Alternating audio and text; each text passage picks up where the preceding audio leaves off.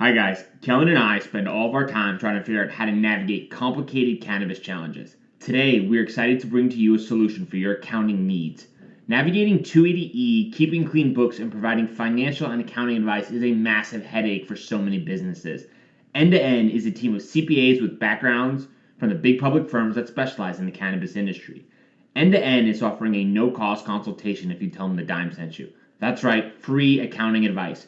Go to n2nadvisors.com now to take advantage of this.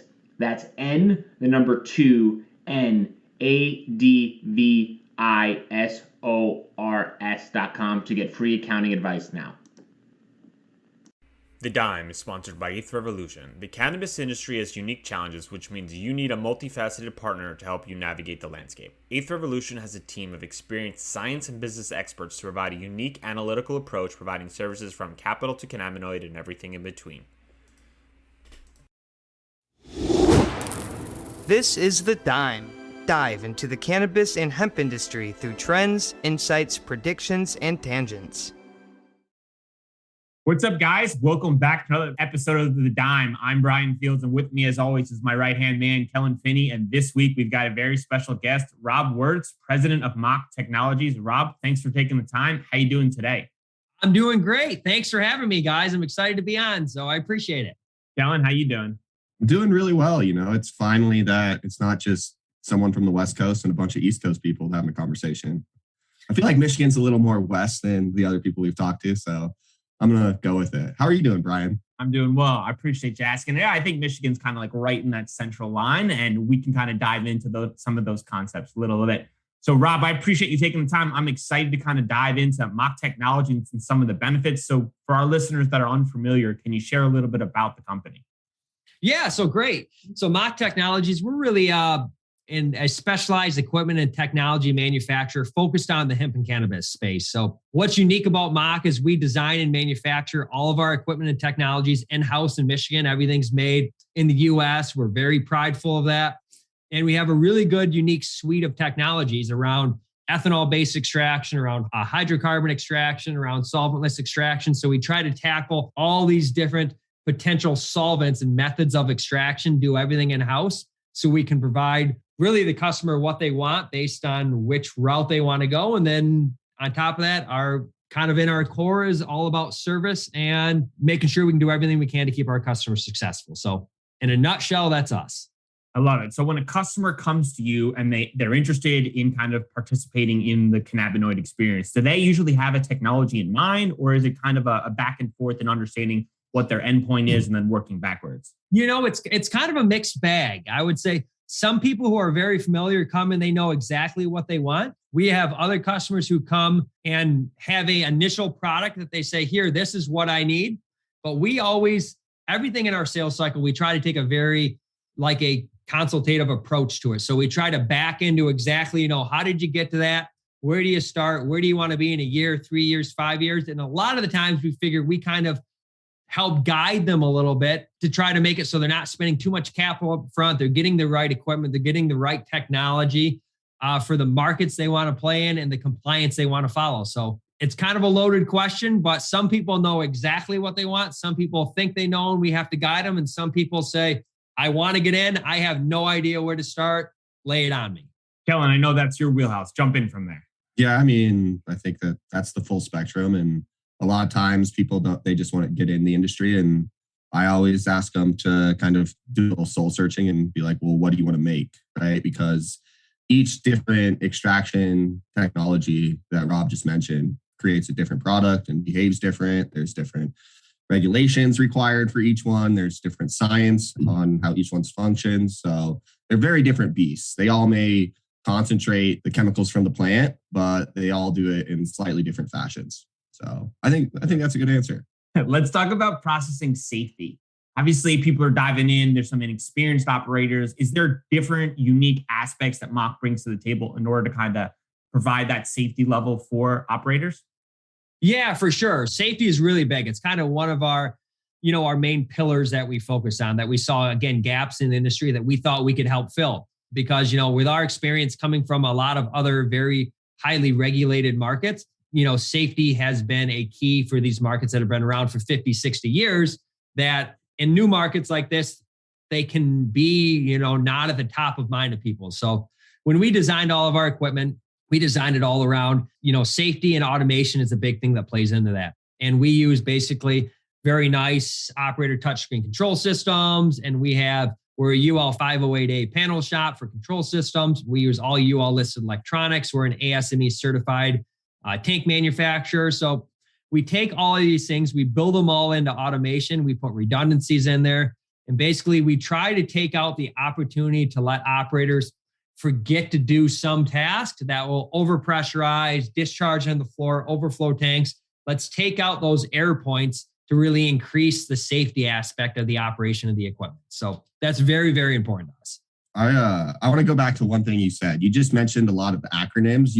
Could you elaborate for our listeners on like what UL is and ASME and all of these acronyms that you just threw out there for those who aren't fully educated on what those acronyms mean?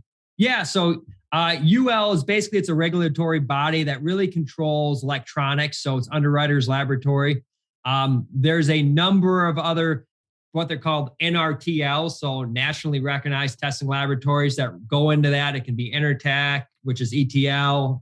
There's CSA. So there's a group of these that basically regulate and say the components that are basically listed and certified are reviewed by these NRTLs, and they're certified to be safe for use for the environment. So if it's a class 1 division 1 environment, a class 1 division 2 environment, these are basically one step above a third-party peer review to say these NRTLs have reviewed these and these are safe to use in these environments. So they're the top of the line for electronics that are used. And electronics are very important in these environments, obviously, because they have to be classified correctly, because with flammable vapors or chemicals, there's always risk of something igniting, which we can dive into the ventilation requirements and the safety on that side of it.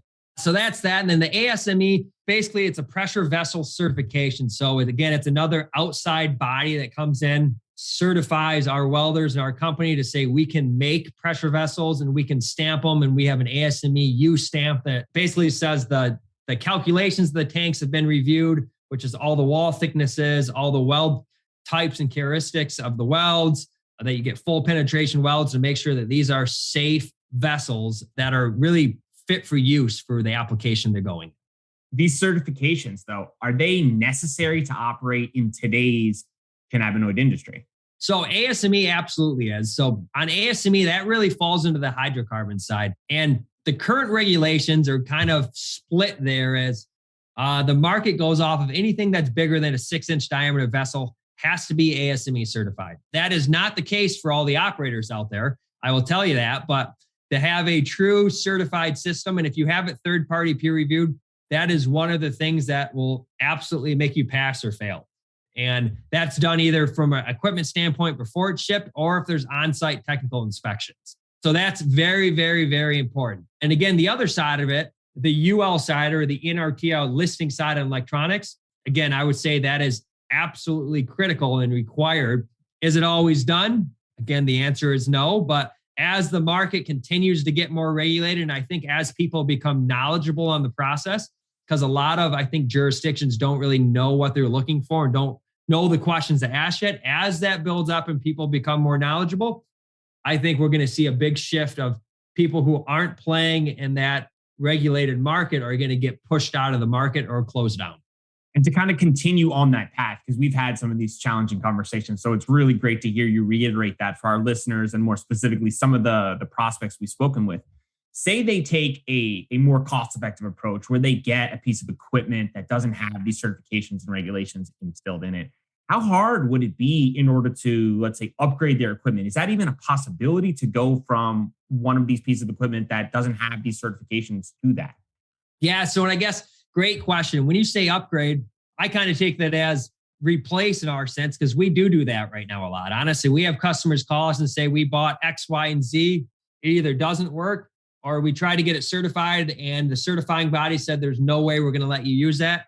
So the problem is typically our customers will try to save X amount of money. They'll spend $30,000 on this piece versus ours being 60 because it's 30,000 less. Everybody's, driven by capital, which I understand, but we always try to explain to people, the purchase gets a lot more expensive when you're taking that $30,000 piece of equipment and tossing it in the dumpster and then spending the original money. So if you're going to be a serious player in the market, we always advise people, take a serious approach to it, level up from a compliance standpoint. And if your competitors aren't, they're not going to be in the market long-term, in my opinion. So that's the approach we try to take with people.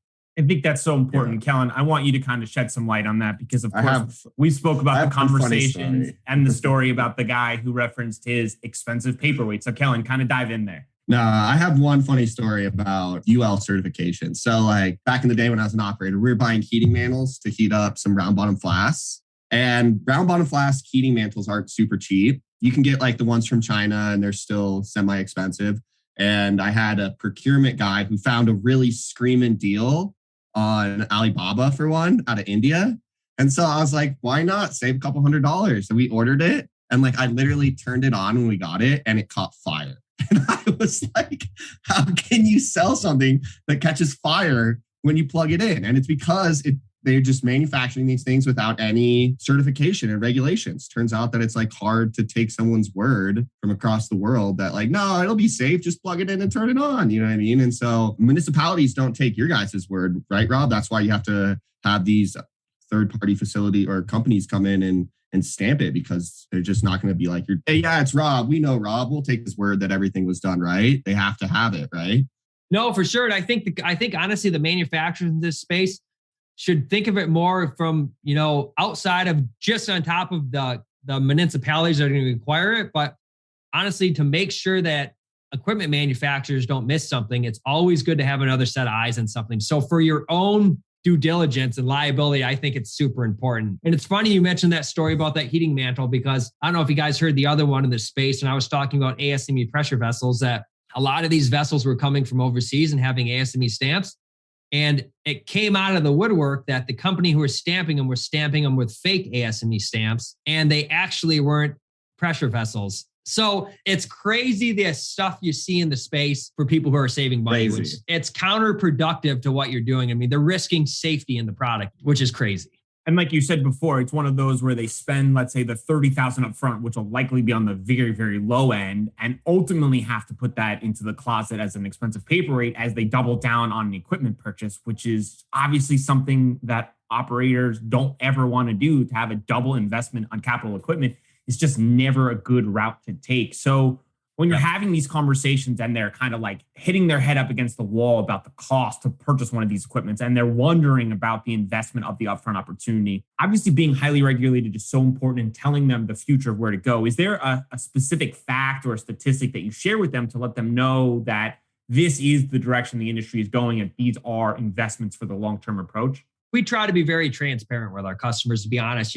We don't have, a crystal ball that says where it's going, but we basically share our experience in other industries that came up on a similar path. And in my mind, honestly, new emerging industries follow kind of a same path all the time. And I think it's very clear to everybody when you talk to them to say, you never see stuff that's coming out, that stuff is becoming less regulated or less compliant in their space. They're always stepping up the bar. I mean, even in the NFPA codes and stuff like that, they're adding more stuff that deals just with extraction. So people are starting to pay attention to it. And if you don't buy the most compliant you can get at this point, that is the best shot you're going to have on making sure you future-proof yourself on compliance. Yeah. It's not guaranteed, but buying the most compliant stuff today is the best shot you have on being future compliant in the future.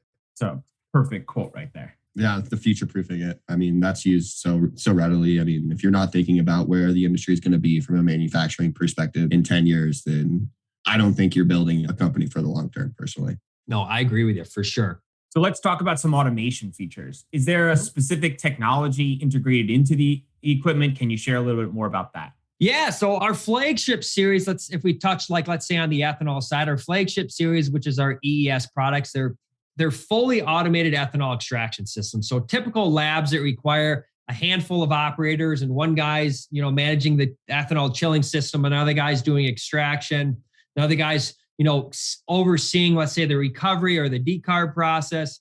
And for each of these processes, they're basically manually transferring solvent into the extraction vessel. They're operating each stage independently. They're discharging it out. There's operator error, there's labor, and there's inefficiencies there. mean, not only from a bottleneck standpoint, but I always talk to people about operational bottlenecks. Even if you have a chilling system, an extraction system, a recovery system, all size for the correct throughput, the operators can introduce bottlenecks because they're basically transferring fluids or turning them on and off at the wrong time. So you do have inherent operational bottlenecks. What's awesome about our technology is everything is controlled by one central control system. The entire system is designed and manufactured to work together as one complete unit. So to operate our system, you have a single operator. He literally puts the biomass in, selects the recipe, hits start. It does the automatic ethanol chilling to the right temperature and level based on the recipe. It discharges it. It performs the whole extraction process, automatically pumps it out, puts it through filtration, puts it in the recovery process. The recovery process automatically turns on and off throughout the day, automatically discharges the oil over to the decarb, automatically runs the decarb process, transfers the solvent back to the front end. So the whole process is really, truly automated. And it's got level controls, temperature controls, pressure controls, and it's all recipe driven. So it makes it super easy to operate. And the consistency of really the output product in there ensures that the recipe or the parameters that for every batch are the same. And to really show that from a compliance standpoint, the system automatically generates a PDF report at the end of each day, saves it on the computer. So you can pick any day, say, I want to see what batches we ran, what recipe parameters were ran, and what the machine actually did. And you can prove that your product is ran in a consistent format all the time. So I think that's huge. What record? That record is used for standard manufacturing. What acronym is that kind of record work with? Is it CGMP, right? Yeah. So it's, CGMP, EU GMP, and it's really just from an overall compliance standpoint. So for CGMP, EU GMP, everything is about manufacturing processes, repeatable, making sure that your process is the same every time you do it. And while you can achieve that with manually operated processes, the process control there and the documentation can become overwhelming, should I say. And I think as the market continues to mature and things continue to move more toward like a pharmaceutical style manufacturing operation, those are going to be paramount in people's success. I couldn't agree more.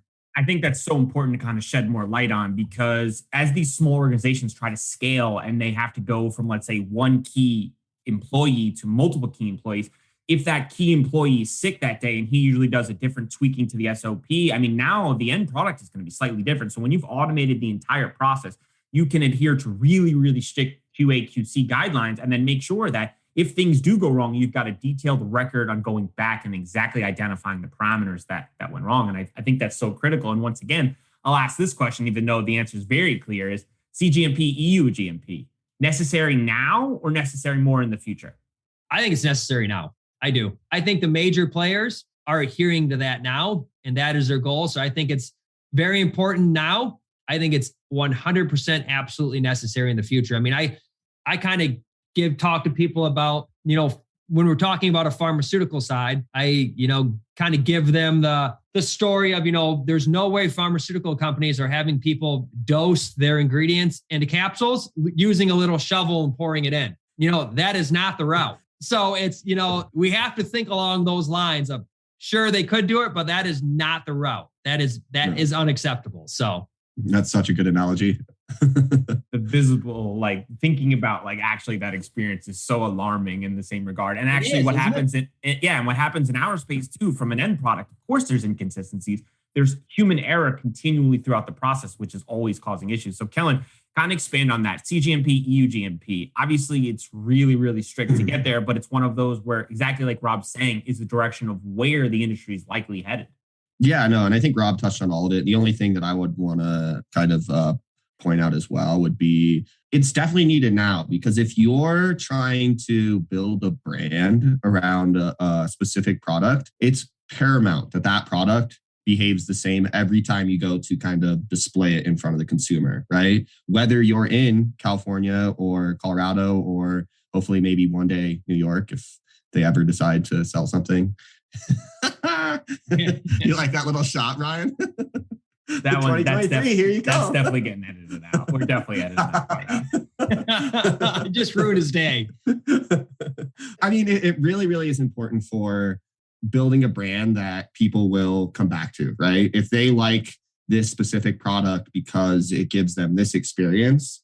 And I mean, we're talking about derivative products. So it's a chemical profile, if you will. And we could get into entourage effects and all of these other things that research scientists are studying right now and figuring all that stuff out for us. But if you want to generate a chemical that creates the same experience time and time again, it's going to have the exact same concentration of chemicals. And the only way to do that is to maintain consistencies through automation, in my opinion, right? Because that's the only way that pharmaceuticals have been able to facilitate the exact same product every time. I mean, you go buy ibuprofen in California and you buy ibuprofen in France, identical molecules and almost identical recipes. And that's only made possible because the pharmaceutical companies are following CGMP and EU GMP guidelines to ensure that their processes are the same every single time. So I think that's the only main point I want to make as far as CGMP goes. It's not just to be a taxing event for operators. It's meant to help operators monitor their process so that they can ensure trust in the consumer's minds. Yeah, I was going to say for sure. I agree with that. I was going to you touched on it right at the end there, just about, the process is really just to ensure the safety of the product and the repeatability for the consumers, Yeah, safety is a huge part of that as well. Also, to kind of expand on that, when you pick up a product, right, and you have that type of difference, you start to have this off-putting experience and wondering, what was the reasoning behind that? And especially with all the legacy markets and all these other products out there, sometimes people kind of wonder if there is enough regulations going on and what else is needed in the space. So I agree 100% that it's so important from an end consumer standpoint to have a consistent, safe product so that they can avoid some of these stigmas that have plagued this industry, with some of the numerous stigmas that have plagued this industry for a really long time. For sure. Agree. Let's stay with the end consumers. When they're making a selection of a product in a dispensary, do you think it's clear for them to understand the differences in the products that are ethanol extracted or BHO extracted? I think it depends on the level of the consumer. I think if the consumer understands the extraction process and knows basically which products are typically processed, let's say through BHO, which unique or more connoisseur products that are made there, then they will understand that. I think just first-time consumer off the street walking in, I'm sure they probably don't know, honestly, that there's even BHO or ethanol or any of these extraction methods. They're just looking at a product and probably taking, the advice of, let's say, the bud tender or whoever's there at the dispensary of, here's what I'm looking for. Here's kind of the problem I wanted to solve. What do you kind of suggest? And they'll probably go through the process of how do you want to actually use the concentrate. I think it depends on the user's level of knowledge within the space. Yeah, and I would even go further and say probably 80% of consumers out there in the cannabis world couldn't tell you what ethanol is or what BHO really even means from an acronym perspective. Even if you said butane, they'd be like, oh, like what's in my lighter? Right? Like they don't understand the chemical differences in these solvents, let alone what those chemical characteristics from a solvent perspective mean as far as the active chemicals you're pulling out of the plant. I mean, operators would love to plant their flag and they will all die on those hills, right? Like the operators will die. If you have a really robust or like passionate BHO operator, like he will die on that hill about how BHO is better. And the same goes for ethanol and CO2, in my opinion. You know what I mean? Sure. Like they fall in love with it, and there's little characteristics that they kind of hold on to, and they literally plant their flag and they're like, no, this is better for XYZ. And they all have those kind of buzzwords, if you will, in terms of why they believe one product is better than the other. But I agree with you. I think there is one thing that I hope in the future the industry gets better at, and that is, you read a lot of articles, you see a lot of stuff, and it seems like companies who manufacture one technology or one solvent extraction technology are bashing the other ones. Yes. And usually there's not a lot of, I guess, truth to it. I mean, like you always hear people, we get it all the time, of somebody says, I want CO2 because it's solventless. They said you don't want to use ethanol in the product. And then we ask them, well, are you going to winterize the product? Are you going to make a distillate? Yeah, we are. Then while you're introducing a solvent at that point, they say, well, no, they I heard it's different. It's not the same. And it's incorrect information being put out there. So I think people are getting led astray a little bit. And I think it's a little bit, shame on the manufacturers that they're doing that, again, to promote their own product in some aspect rather than kind of give truthful information out there that's more realistic so people can really understand the different processes and what the difference is between them, rather than, I guess, bash the ones back and forth. I couldn't agree more. I mean, when I was an operator, I ran as many different solvents as I could because I was thinking diversification of products. You're going to get more consumers and you're going to build a stronger business. Yep. The classic same, but different. Same, but different. Yeah. Oh, that's a good one. So Kellan, kind of expand on that for our listeners who are unfamiliar with BHO versus ethanol versus CO2, the end product. Can you kind of give them like a real simplified version of what the differences would be from an end product standpoint?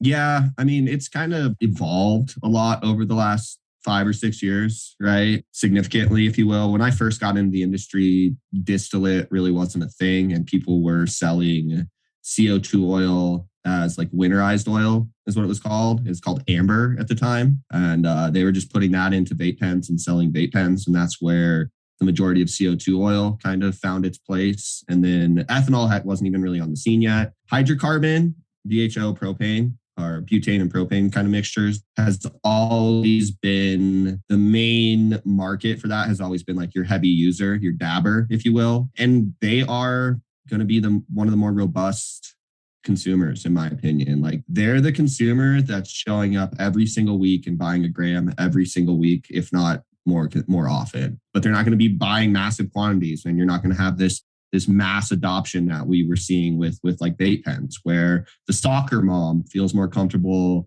with a vape pen in her hand than taking a dab, because a dab is a very interesting way to consume. I mean, anytime we just want to touch on that real quick. Like anytime you bust out a torch and like a glass rig and you look at someone and you're like, no, it's going to be fine. Like it'll be totally fine. Like you're going to be looked at with some questions for sure. Like it's like, there's going to be some people that are not the most comfortable with consuming something with those tools involved, if you will. But yeah, at the end of the day, hydrocarbon has been around forever. And I don't think it's going anywhere because it does create some of the most representative chemical profiles of the actual plant itself. If you just look at some of the scientific characteristics of how a hydrocarbon extraction is executed, it's lower temperatures, lower pressures than CO2.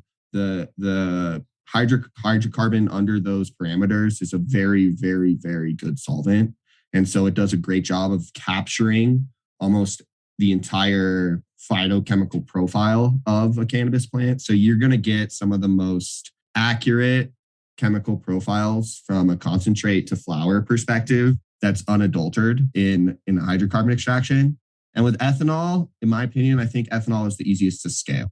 Right. So I think that ethanol automation and scaling it into like true industrial processes are where ethanol's purpose is. And I think that's really good for lowering the cost of all of these other products, right? Like that chemical profile that's consumed through a dab and a concentrate form isn't something that's the best suited for creating all the other derivative products like topicals and edibles and tinctures. And I think that's where ethanol kind of fits in personally. I mean, Rob, what is your take on all of this stuff?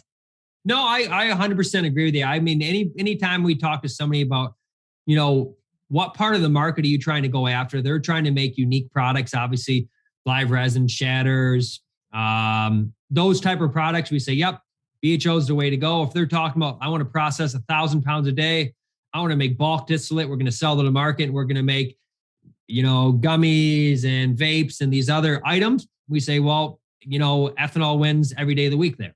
So I think it depends on what product they want to make. And that's kind of where we try to take our approach to really understand their business and really the underlying aspects of why they want to make those products. So it's not just the first product they read about, why they really want to make those and really what drives them to their business decisions. So we can help guide them to make sure they're making the right decisions. But I agree for sure. I think every solvent has its place. So I never take the approach of it's this solvent, all the other ones are horrible. It's, well, what are you trying to make? And here's the actual best solution for that product. I was a part of a company that was heavily invested in CO2. And like, okay, yeah, CO2, the product had its place in the market. But like once I executed that process, I had biomass that still had active cannabinoids in them. And that's why we ended up going towards ethanol. So like there's a place to have both or even all three different extraction systems in one facility so that like you do this with it and then the biomass goes over so you can capture more of the cannabinoids out of it. And is that something that you guys kind of see becoming more common in the industry? It is. So I think it's very common. I think it's going to continue to get more common. The most common aspect I typically see solventless trichome separation equipment, hydrocarbon equipment, and then ethanol equipment. I typically see those three processes in larger facilities as the three most common as a package that I see. So you mentioned solventless. We haven't really touched on that. You want to kind of go into some of your guys' solventless technology and elaborate a little more on that? Yeah, so we have a couple different solventless technologies. The first one I mentioned that's more common, that's kind of been out there in the industry is, let's call it ice water, bubble hash, trichome separation equipment, which is a more historical product that's been out there. There's some unique nuances that we have in our products for that type of equipment that we can offer people. But the other side of the solventless thing that we think has a huge place in the market is our solventless terpene extraction equipment, because for people who really want to keep cannabis-derived terpenes, typically in an ethanol process, as you process it through, you hit it with solvent, you put it through recovery. And then if you put it through distillation, you strip those terps out. You're degrading them throughout that whole process.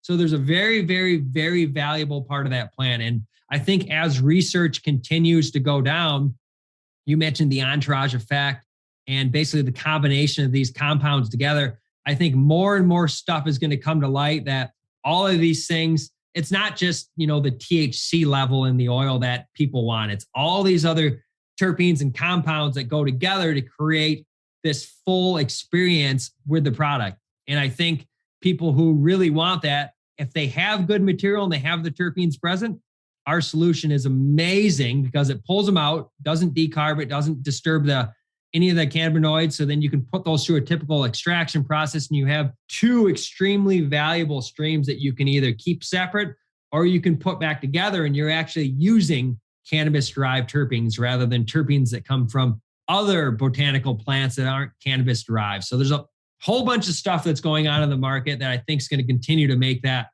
an extremely, extremely valuable process for people going forward. Couldn't agree more.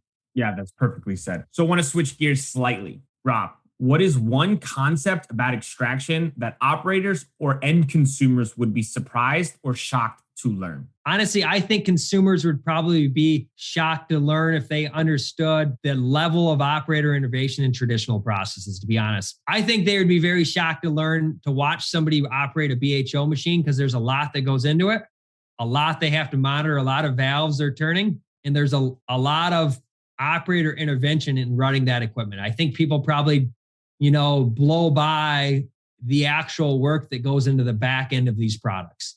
I think horrified might be like a better way to describe that. I'm trying to be maybe a little more politically correct. Yeah, no, you're absolutely correct. And I'm glad you brought that up because it's one that, even I take for granted to think about, how many different variables could going on. But, speaking with individuals like yourself and Kellan continually has just made me, surprised for sure to learn. And I'm glad that you shared that. Are we going to take a quick moment and just show some respect to all the operators out there that are making the products back there in those C1B1 rooms, pulling all those valves? Because we appreciate it's quite the job. We appreciate it is. And there's magic back there. But people, there is. Playing with explosive gases and just cold. And people are passionate about it. It's ice in their veins. Ice in their veins. Yeah, no, it is. It is. And that's one thing that's funny that you talk about that because we get that question sometimes and people are saying, well, we don't want to automate the process because you're taking away our job. You're taking away our expertise. And, my response to all that is, no, I'm not. I'm not trying to do any of that. I'm trying to make the process more repeatable, more consistent. And I want you to be able to use your expertise to have more value add to the company you're working for, to your company, to whatever it might be. So your value can be better used in somewhere else rather than monitoring the process that we can automate based on your recipe and your expertise, what you love. Let's simplify, automate that process, use your knowledge and your skill and your time on other value adds in the organization. Separate R&D from production, I think, is something that is so hard for a lot of operators to do. They just get so attached and they're like, well, if I tweak it this little time, it's like, no, we are running this material the same because of how we did it last time. So you can figure out a new way to do it next time we do this. For sure. Since you've been in the cannabinoid industry, what has been the biggest misconception? I don't think it's a misconception anymore, but I will say, I think probably like most people, when you enter the space, and I think there was a lot of incorrect knowledge, people are becoming more comfortable with the space. But I think there was a big misconception about between CBD and THC, to be honest, with consumers. And I think there was a big misconception about kind of the legality of THC and the uncomfortableness of people working on products that deal with that. Really well said. Before we do predictions, we ask all of our guests, if you could sum up your experience in a main takeaway or lesson learned to pass on to the next generation, what would it be? Gosh, in this space, it's honestly, this space has been a wild ride. It's changing, Amen. it's changing so quickly. It's crazy. I guess my experience is don't ever take your foot off the gas. Always make sure you're looking forward to what is next from a compliance, from a regulatory. How can you help drive the industry forward rather than try to milk off what's there? Love it. All right, prediction time. Rob, it's 2025. What has changed with extraction technology? 2025, I think the manual intervention will be almost eliminated. I think the extraction technology will be in all the major players. It's going to be more of a clean room environment. It's going to be more CGMP driven. And honestly, I think there's going to be, like he kind of said before, I think it's the R&D is going to be out. It's going to be more production. I think that's going to be split into two different sectors. I think there's going to be production facilities that produce very repeatable products. And I think there's going to be R&D facilities to try to develop what's next for products. Kellan?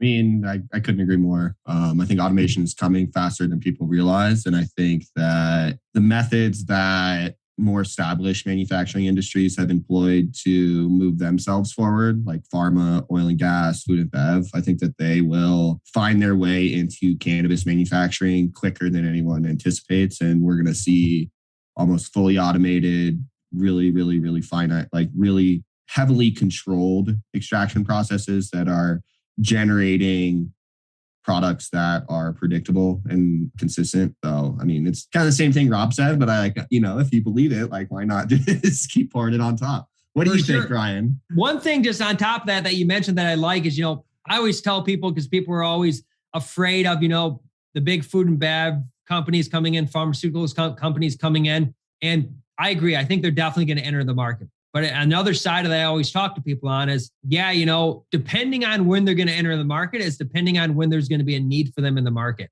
If consumers continue to go down and kind of do more of the unregulated process, that they don't get on board with automation, they don't keep trying to level up the industry, they don't drive that, somebody will come in and make a major shift. So I think it's on the people within the industry to keep pushing it forward. I think the more the people who are in it now can push automation and keep pushing compliance, we're starting to make more barriers of entry of other people and less requirements for big players to come in and sweep everything. I think that's so important, right? Because we have a chance, since you're in the space now, you've got a substantial start and a lead. And if you can adhere to where the industry is going, you're right. You can keep yourself in striking distance, or at least give yourself a real chance to compete when these big players come in. Because if they do come in, they're going to have two options, right? They can either buy people up in the space, which they likely do in order to expedite the process into the industry, or they got to start from square one. And like we talked about today, it's challenging. There's a whole bunch of opportunities and, let's say, a learning curve that goes into the industry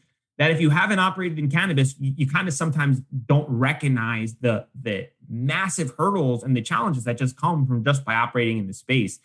And to kind of take my swap at the predictions, I would say the regulations and the certifications, like we've talked about today, where people have that choice between like going with the cheaper option or with the one that's more forward thinking. I think by the 2025, those options will be really heavily swayed towards the more certified piece of equipment. I don't want to have conversations with operators, where I'm not interested in having conversations with operators now who are looking to kind of save money now and figure it out later, because those are the type of partners that are making the industry more challenging and also hurting the end customer, I think, in the long term. So my hope is that by 2025, everyone is on board with regulations. We're a little closer to kind of the distinct route of where we need to go, and the path is cleaner and everyone's kind of adhering to that. No, that's great. I agree. So Rob, for our listeners who are interested in learning more and getting in touch, where can they connect with you? Yeah, so they can visit our website. It's www.machtechnologies.com, or they can email me. My email is rwirtz@machtechnologies.com, or our phone number's on our website. They can call in and talk to our sales or technical team and see how we can help them. Appreciate the time, Rob. We'll link it all up in the show notes. Talk to you soon. Awesome. Thank you, guys.